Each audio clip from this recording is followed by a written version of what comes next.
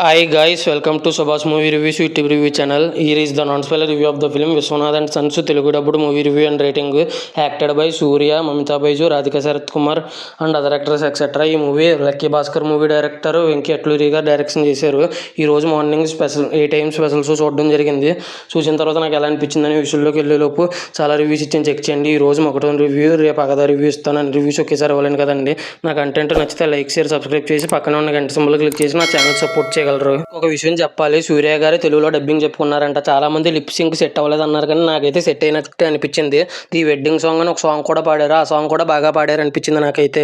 Movie ఎలా అనిపించింది, story plot plus points minus points rating ఇస్తాను కాబట్టి నా రివ్యూ చివరి వరకు చూడండి.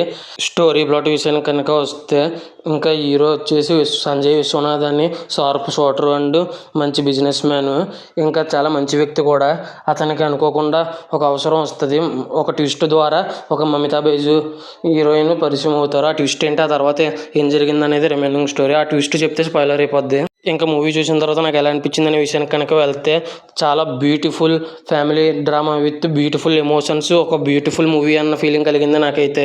ఇది నా ఒపీనియన్ మాత్రమే. ఇంకా plus points minus points rating గురించి మాట్లాడుకుంటే, సూర్య గారు చాలా అంటే చాలా బాగా చేశారు. ఇంకా సెకండ్ హాఫ్లో ఒక ఎమోషనల్ సీన్ ఉంటుంది, అది చాలా బాగా చేశారు. ఇంకా మమితా బైజు గారు కూడా ఆమె రోలు బాగా సెట్ అయ్యే రోల్ ఇచ్చారు, చాలా బాగా చేశారు. ఇంకా రవీనా టండన్ అని ఒక యాక్టర్ చాలా ఒక సర్ప్రైజింగ్ రోల్లో కనపడ్డారు, ఉన్న తక్కువ చెప్పైనా బాగా చేశారు.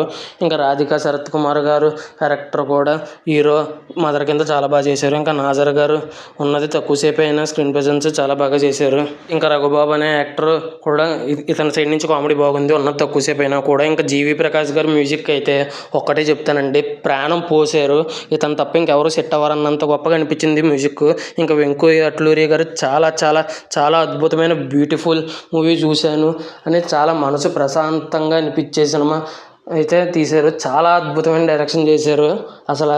ఇంకా ఎమోషనల్ సీన్స్ అయితే మాత్రం కళ్ళల్లో నీళ్లు తెప్పించాయి నాకైతే.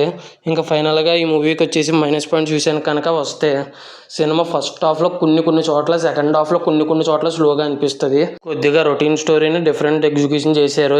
రొటీన్ స్టోరీ అని చెప్పొచ్చు, కానీ మైనస్ పాయింట్స్ చెప్పాలి కదా అని చెప్పాను. ఇంకా ఫైనల్గా ఈ మూవీకి రేటింగ్ వచ్చేసి 5కి 5 అయితే ఇస్తానండి.